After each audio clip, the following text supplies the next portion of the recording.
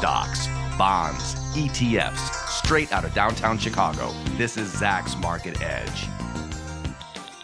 Welcome to Zacks Market Edge, the podcast about investing in your life. I'm your host, Tracey, and this week I'm joined by John Blank, Zacks Chief Equity Strategist, who's here with us in Chicago to join us on the podcast.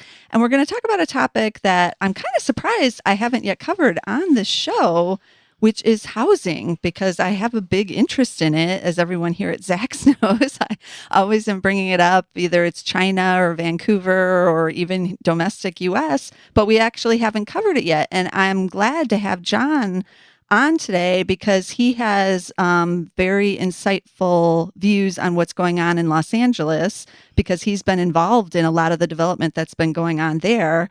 And I'm probably basically going to cover what's happening here in Chicago, but what is going on U.S. domestic housing market can be played out across the country. So, John, welcome today. Hey, Tracy, thank you. Yeah, I was looking up some of the stats, and I'll just give some of those out for those who aren't aware. There are 44 towers under construction right now in Chicago. Some are commercial buildings, some are hotels, and then you have the residential, both condo and apartments.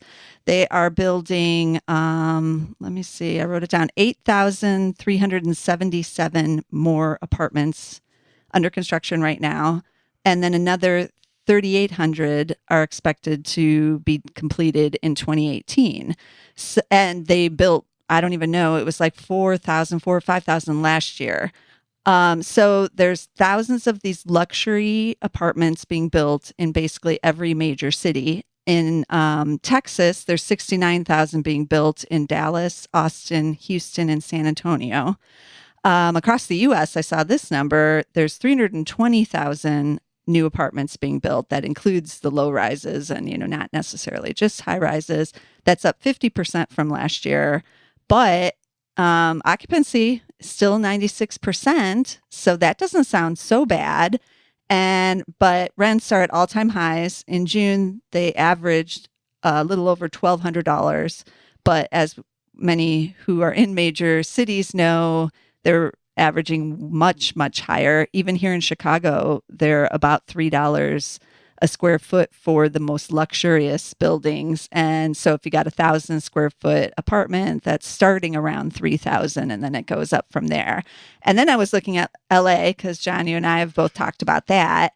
And they're building, wait a minute, I wrote that down somewhere here too. It's, I think, over 6,000. Yeah, 6,200 apartments just in the downtown in those high rises that are going in down there. And then they have some other big condo developments that are happening. A lot with the Chinese developers coming in there. So there's a $700 million mixed use project that's supposed to go in across from the Staples Center, apparently. That's going to be big. And then you and I were talking about this Greenland development that's like also from the Chinese. That's huge. Yep, called Metropolis. Yeah. And so that's going to add a whole bunch of condo towers, offices, all of this stuff. But they're paying the most for the land, the highest per square foot that anyone has seen in like the last couple of years. So with all this stuff going on, I mean, it's great for the economy. This creating all these jobs. They're building the huge Vista Tower here in Chicago. It's 93 stories. It's going to be condo plus hotel. And when they're done, it's going to be the third tallest building here in Chicago.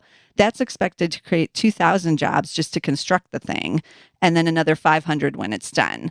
So you can't complain about all this, but I'm getting a little nervous with the sheer number of these really expensive high rises that are going up for apartments.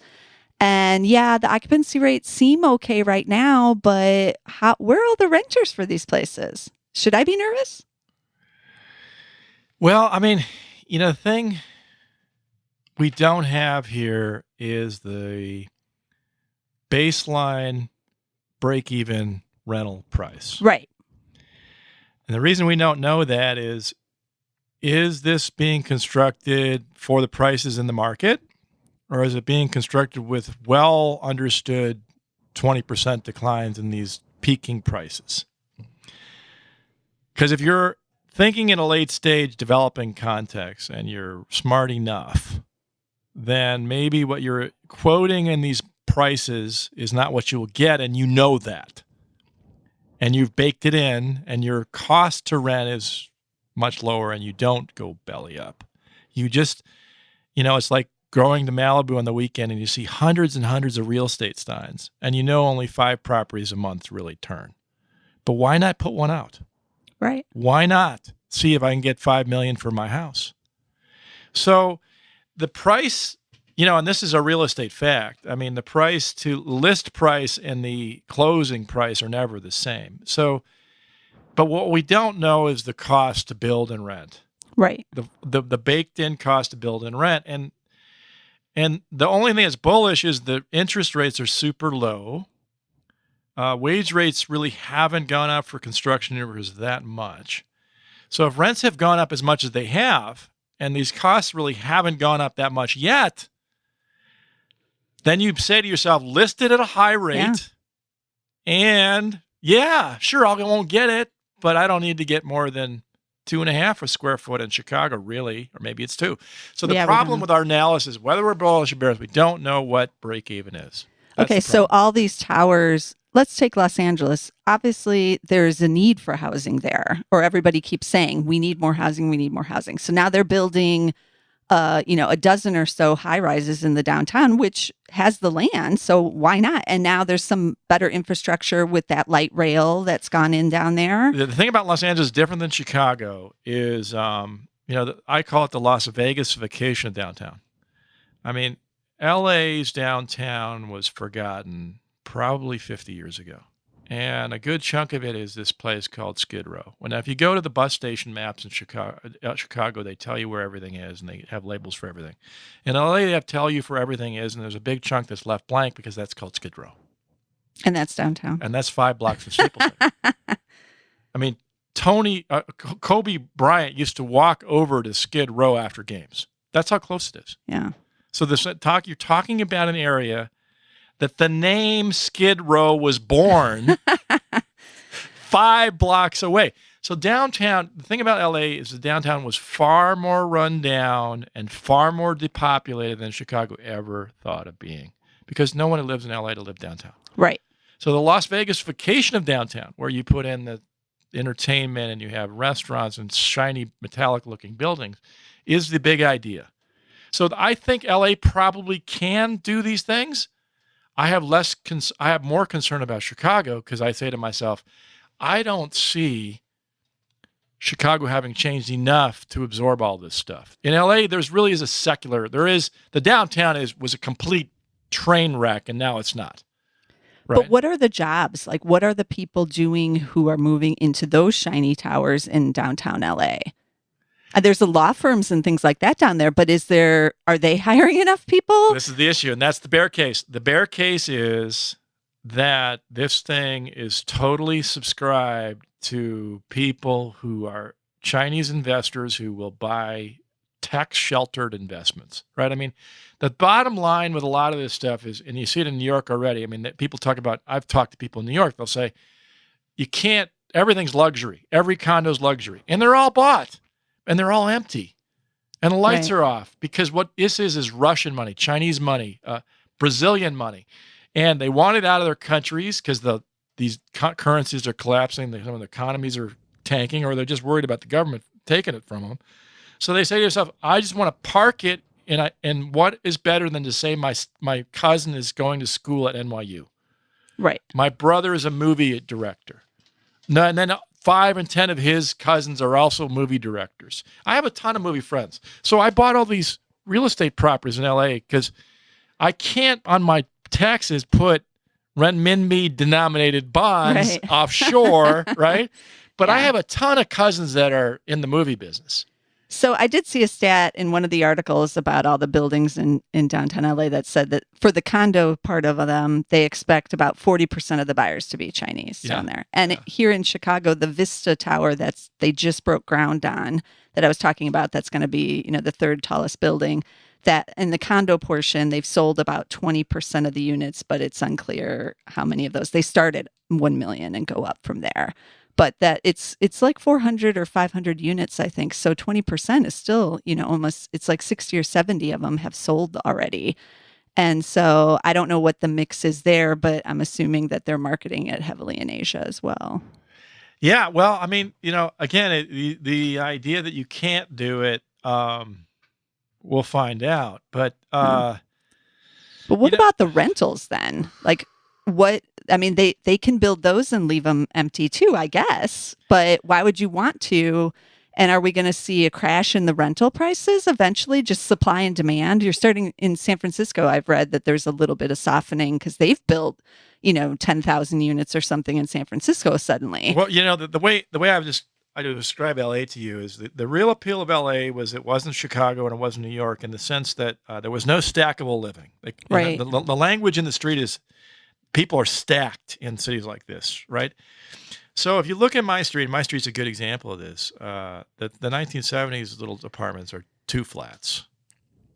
I live in a 4 flat on the second floor of a 4 flat. There's a building R3, which is not to be confused with R1 and R2 next to it, right? R3 is 8 stories. Wow. That's tall. It's tall. And a lot of these things in Culver City around the Expo line are 6 to 8 stories. So LA is moving into the kind of a West Loop level of stackable life. Yeah. And it's clustering around these nodes. So this is, and some people say this is totally unacceptable because our appeal was, room for your backyard and your truck in the front yard, and you had a single family detached house with some good weather, and you didn't have to live in a 20-story high rise in Chicago with crummy weather. So LA is slowly creeping up in its stackableness. And again, if you look at my neighborhood, these 2 flats, and LA has just reams of them because they're filled with the Mexican worker people. They're crummy. The Clippers and the Lakers were built by huge 2 flat landlords who had tens of thousands of units, and all this stuff is crummy.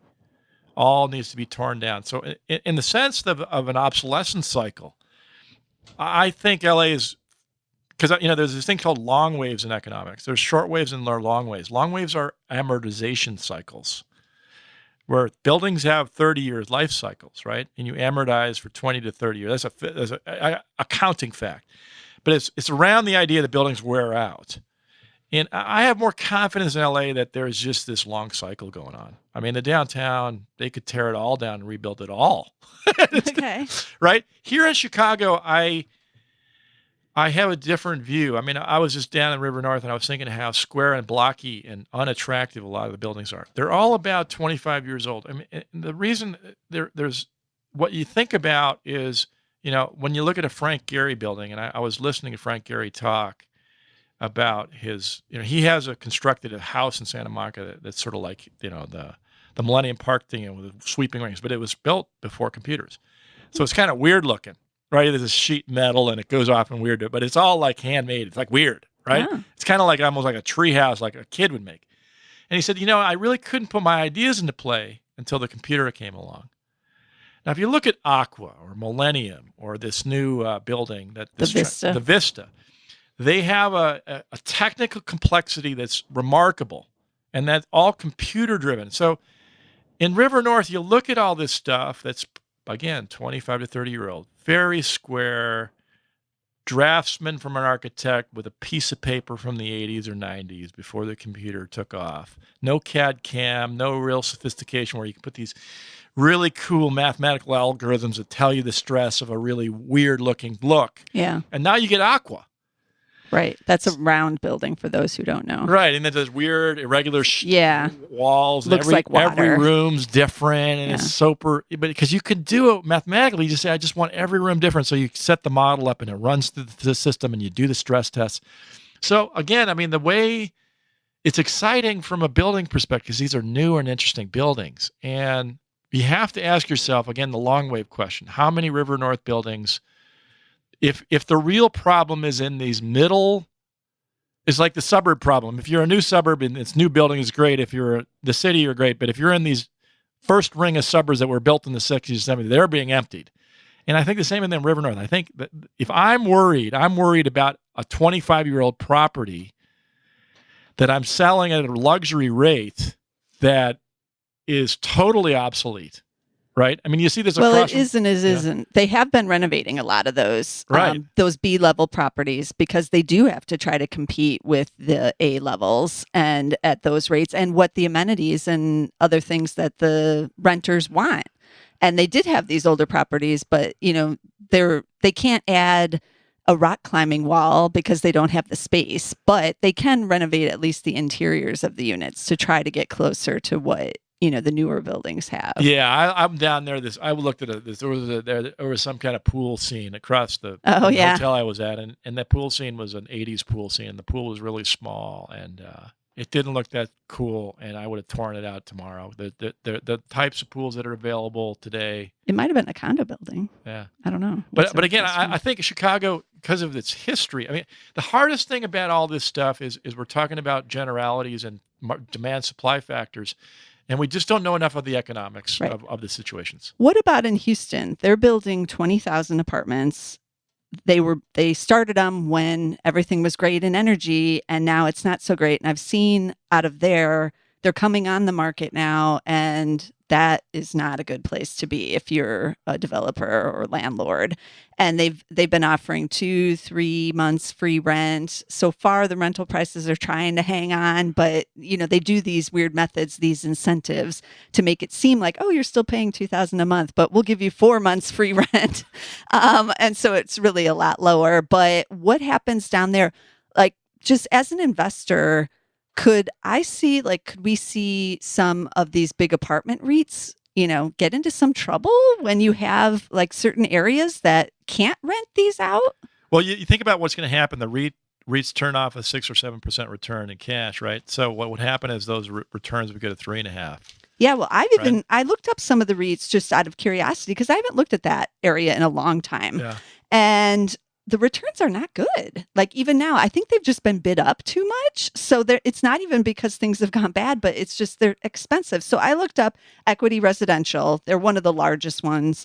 They have 85,000 apartments in like all the major cities. I'm not sure they're actually in Texas, to be honest, but they have the stock has a forward PE of 21 and its dividend is only 3%. And I was looking at that going, well, why would I need to buy this? Not for the dividend. And it's trading at 21 times.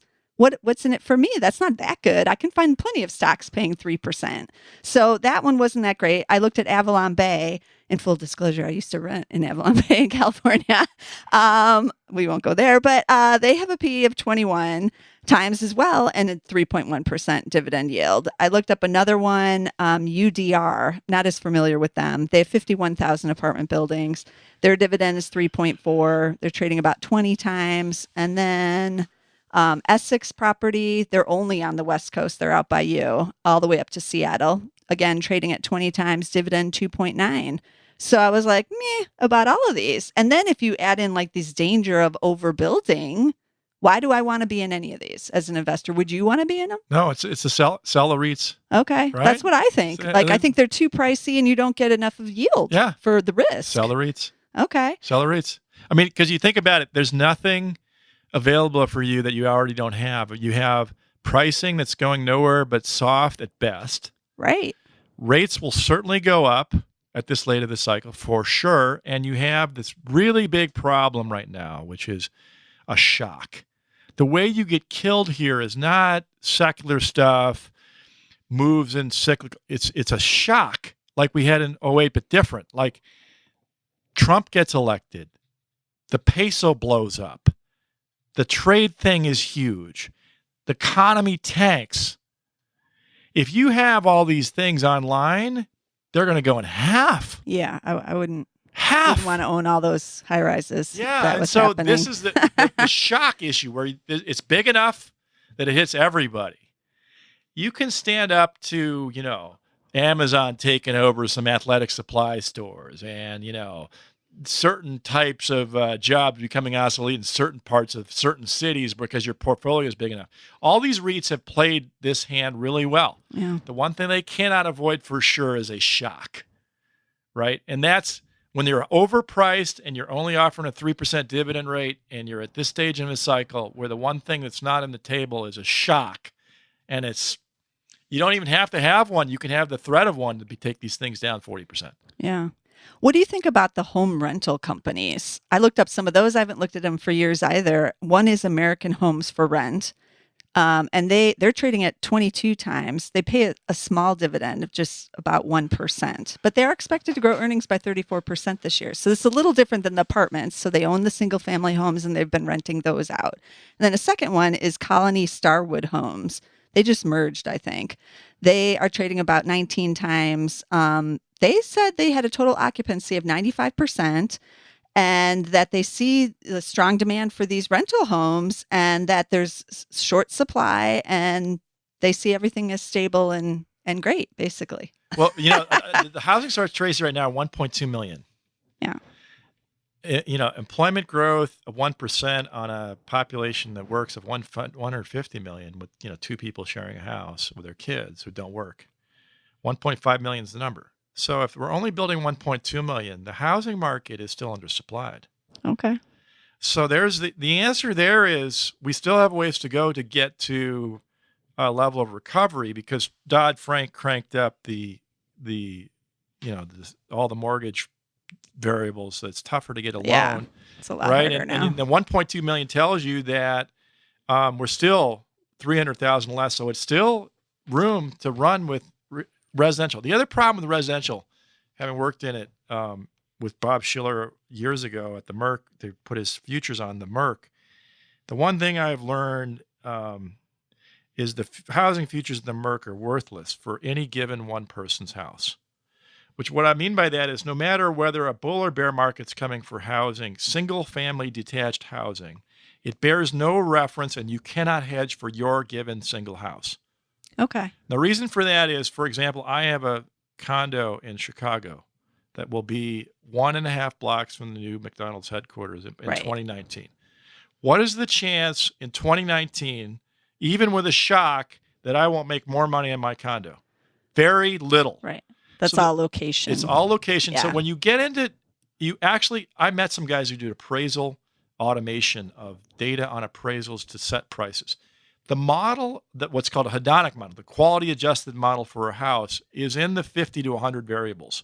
So if you're next to a school, a park, you have recently remodeled your backyard, you have the right materials, it's of a certain style. I mean, maybe you're in Andersonville and you have the one cool building that's in near the park. If that's factored in, your neighborhood can go in the tank and you will still be okay. So the problem is the market being undersupplied because of Dodd-Frank constraints and versus the 1.5. The number you need is 1.5, right? I mean, just keep watching it. 1.5 not happening. We got a ways to go. So the bottom line is residential housing, interestingly enough, is where the problems aren't. Okay. And don't ever have anybody give you a conversation on housing and make any sense out of it for your personal situation. Right? And that's also good investment advice. You personally have knowledge of your neighborhood where you personally know where the value is for because you know the houses, the owners, the stories, the street, whether there's traffic on it. Yeah. I mean, you can leverage this. Yeah. Because it's very idiosyncratic. It's very specific risk of pricing. Right. So with the supply and demand still being out of balance and in favor of the demand side, do you like these like home rental companies that I just mentioned, American Homes or Colony Starwood? Would you be interested in investing in this kind of thing versus I'm more interested. I'd have to, again, it would be. You have to look at down into their numbers. The problem here, as you know, Tracey, is these ETFs have come along and put all these real estates together. Now S&P has broken off the real estate S&P from the banks, which means more money will set up in more ETFs that will ignore the individual circumstances of these things. So the problem with any statement here is if these get baked into a REIT with the apartment REITs, they're going down with them. Okay. From an investor perspective, right? Yeah. But I think, again, I mean, if you want, this is one of these situations where actually buying a house is different than buying a house renter company. Right. And the true problems within these apartments, right? And in these commercial real estate plays that have broad, and this is what's interesting, broad real estate exposure where they're trying for this huge, broad, sweeping thing, and they'll get hit by a shock. Yeah. The whole thing goes down, and the problem there is that so LA goes down, and they'll take their Chicago units down too because their cash flow will get hurt everywhere. Right. and they'll start levering off buildings in Chicago to close out with New York, and they're all trying to sell out of the same door, and they're all too big, and they all go down. That can happen easily. Okay. Well, that's definitely something to keep in mind if you're in this space, because I feel like a lot is going on with housing right now. We'll have to have another discussion in the future, where we can cover some of the international stuff, because there's some interesting things going on with the Canadian housing bubble, as I like to call it. Might be busting up there. Australia is having some issues now, so we'll do an international one at another date. But this was interesting about what's going on here in the U.S., but it's something all investors should keep in mind, especially if they have any exposure to those apartments, as we were saying. And if you're interested in any of those REITs or you just want to check them out, I'll give you the tickers here. Equity Residential is EQR. Avalon Bay is AVB. UDR is UDR. Essex Property is ESS. American Homes for Rent, that one is AMH. And then the Colony Starwood Homes is SFR. So definitely keep those on your radar, but it's not an area that John or I really like as investments right now. So if you want to read anything else, John has a lot of articles on Zacks.com. You should go over there and check them out. And also check out our prior podcasts. We did an interesting one on China, and we did one on Mexico and Colombia, but no one cared. But they will. They will care eventually when those are back in favor. And actually, both those stock markets have recovered quite a bit since we talked about it. So someone should have been listening to our podcast. But you can check those out. They're on iTunes and on SoundCloud, as will all of our other podcasts. So until next week, I'll see you then.